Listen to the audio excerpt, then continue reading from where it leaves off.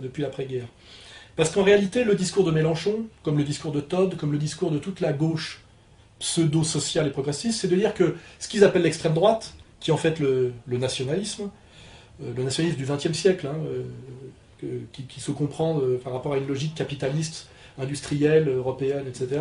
Ils vous disent toujours que le fascisme, l'extrême droite, c'est le masque de la bourgeoisie, hein, et que systématiquement, c'est le masque de la bourgeoisie. Et que ce n'est que ça.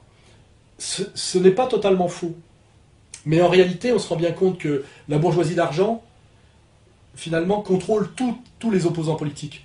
Donc aussi bien Mélenchon, le syndicalisme sous contrôle, qui était avant le syndicalisme qui se limitait à Force ouvrière et la CFDT, mais qui aujourd'hui touche au CGT, sont des masques de la bourgeoisie du capital, hein, via la maçonnerie, via les soumissions par les instances européennes, etc. Donc en réalité, c'est cette idée que l'extrême droite, le fascisme n'est que le masque de la bourgeoisie, est une idée qui est partiellement juste, mais qui n'est pas finalement différente de dire que finalement le mouvement ouvrier officiel qui s'est mis en place depuis la liquidation du syndicalisme révolutionnaire ou même du socialisme libertaire, c'est-à-dire c'est ce qui va de Sorel finalement à Jaurès, tout ça aussi est une manière que l'opposition de gauche en France soit aussi un jouet du capitalisme. Hein. Voilà, c'est une évidence. Alors après, la question qu'il faut poser, c'est qui finalement de ce mouvement ouvrier non révolutionnaire, non radical, c'est-à-dire qui passe par le parlementarisme, la représentation, qui est le moins finalement dans la main du capitalisme international des deux. Et pour ça, il y a une vérification très simple, qui met très mal à l'aise les gens de gauche comme Mélenchon ou comme Todd, ce qui fait qu'il n'en parle jamais, et qui surtout fait passer pour ce qu'elle est une Annie Lacroix-Ritz, puisque c'est elle qui est sur ce combat-là, de dire finalement le fascisme n'est que le masque de la bourgeoisie, et ce qui la pousse à dire que finalement Hitler était l'auxiliaire du capitalisme mondial, et elle va plus loin en disant et que Staline résistait contre. Hein. Alors là, je vais aller jusqu'au bout de mon analyse pour aller au-delà de Todd et de Mélenchon et mettre Annie Lacroix-Ritz, la communiste rentière châtelaine du Vésinet, le nez dans son caca, qui pratique en général le révisionnisme à deux vitesses, hein, c'est-à-dire qu'elle nie le génocide ukrainien par les forces staliniennes, mais il y a d'autres génocides qu'elle ne remet pas en cause. Hein, elle les fait dans le révisionnisme bien pensant.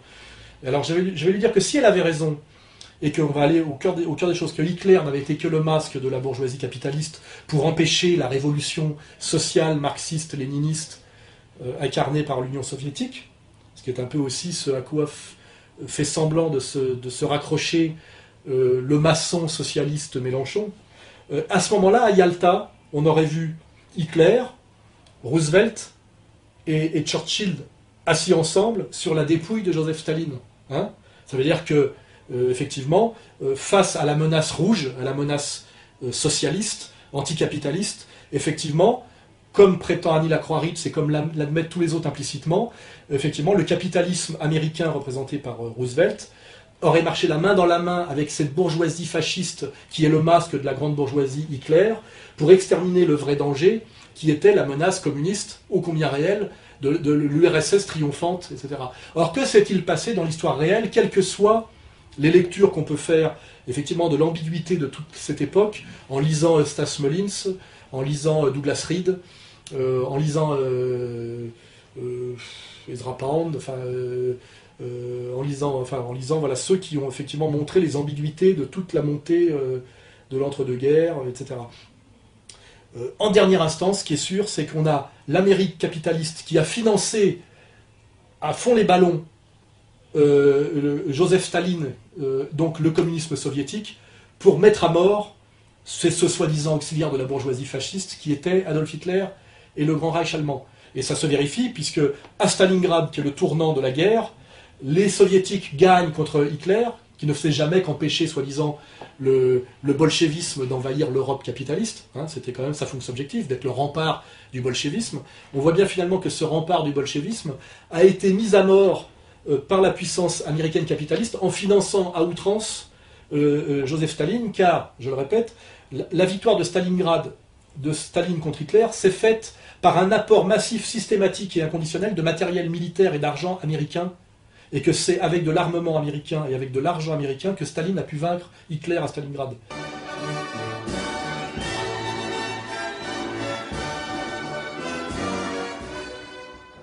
This is where the Allied ships were docked. Now, in addition to weapons, huge quantities of strategic cargo were also shipped here. There was aluminum for aircraft. There was hardened steel for tanks. There were telephone lines and rails. There was special strategic equipment for military installations. And there were even thousands of uniforms.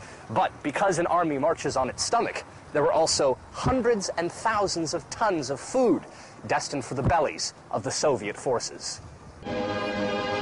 At the beginning of the Lend-Lease program, President Roosevelt assured Stalin that the US could provide the Soviet Union with practically everything it needed. The only condition was that the USSR should set its own priorities. The total cost of Lend-Lease supplies to the USSR during the war was $13.2 billion US. In today's money, that works out to more than $130 billion. Donc si Annie Lacroix-Ritz nous explique finalement que Hitler n'est jamais que le masque de Roosevelt, c'est étrange finalement qu'à Yalta, on est sur la photo, Staline la main dans la main avec Roosevelt et Churchill, sur la dépouille d'Hitler. Normalement, si ces gens-là avaient raison de leur analyse, et si leur antifascisme n'était pas une escroquerie et une pacotille, eh ben, Hitler serait assis sur le fauteuil, à côté de Roosevelt et de Churchill, sur la dépouille de Staline. Or, c'est l'inverse qui s'est passé. On le sait, c'est indiscutable. Donc finalement, qui est l'opposant le plus haï et le plus dangereux pour le capitalisme mondialiste? Est-ce que c'est le communisme de Staline ou est-ce que c'est le national-socialisme d'Hitler? Je n'ai pas à produire de réponse théorique à cette question, ou politique ou morale. La réalité historique incontournable et qui fait qu'Annie Lacroix-Ritz ment ou est une idiote, c'est que effectivement, le capitalisme mondialisé, représenté par la puissance impériale américaine, a choisi, en dernière instance, de financer Staline pour tuer Hitler et pas l'inverse. Donc quelle est la cause surdéterminante qui produit ce choix? Je vous pose la question. Qu'est-ce que le plus grave finalement? Voilà. Et qui s'est partagé le monde après-guerre? Et nous sommes toujours finalement dans ce mensonge et que nous devons dépasser pour voir le monde réel. Nous sommes finalement dans ce monde où, face à la menace fasciste, soit totalement hypothétique, comme l'a bien dit Jospin, qui a bien dit que l'antifascisme était que du théâtre en France et que le Front National ne représentait pas du tout le fascisme. Pendant toutes les années du mitterrandisme, nous n'avons jamais été face à une menace fasciste. Et donc, tout antifascisme n'était que du théâtre. Nous avons été face à un parti, le Front National, qui était un parti d'extrême droite, un parti populiste aussi, à sa façon, mais nous n'avons jamais été dans une situation de menace fasciste, et même pas face à un parti fasciste. Soit ce fascisme manipulé, puisqu'effectivement Hitler a été en partie financé dans sa montée au pouvoir, et peut-être aussi comme Saddam Hussein a été financé, où voilà, il y a des complaisances pour des ennemis qu'on doit faire monter pour les faire tomber à un moment donné. Ce sont des stratégies qui renvoient là à des visions du monde qui sont plus proches de Pike, ou effectivement des visions réellement profondes. On voit bien effectivement que quelle que soit la manière dont on a accompagné certaines personnes et certains systèmes dans leur ascension, c'était pour mieux les faire chuter, et qu'en réalité, ce qui marche la main dans la main depuis l'après-guerre, c'est bien, sous couvert d'antifascisme, la bourgeoisie d'argent et le socialisme institutionnel. Hein. Et c'est ça la réalité. Et toujours contre qui? Contre les mouvements populistes qui essayent de réaliser une union sacrée du prolétariat et de la petite bourgeoisie entrepreneuriale pour essayer de s'émanciper de ce pouvoir de l'argent, qui est à la fois le pouvoir du capital tel qu'on le voit de la finance mondialiste, mais aussi la fausse gauche des réseaux maçonnico-trotskistes. Et on voit bien que cette mascarade est le pouvoir officiel, et ce à quoi n'ose pas toucher Todd, quand il ment à la fin de ses analyses, et ce à quoi participe totalement un Merluchon, quand il va essayer d'empêcher Marine Le Pen de gagner, au nom du Front National, une législative élue par le mouvement ouvrier. Voilà, là, on a fait l'analyse globale de toute la mascarade d'après-guerre. On a fait un vrai travail sociologique de détricotage des vrais rapports de force, des vrais réseaux et des vraies oppositions, et des ennemis premiers et seconds, selon Carl Schmitt bien compris.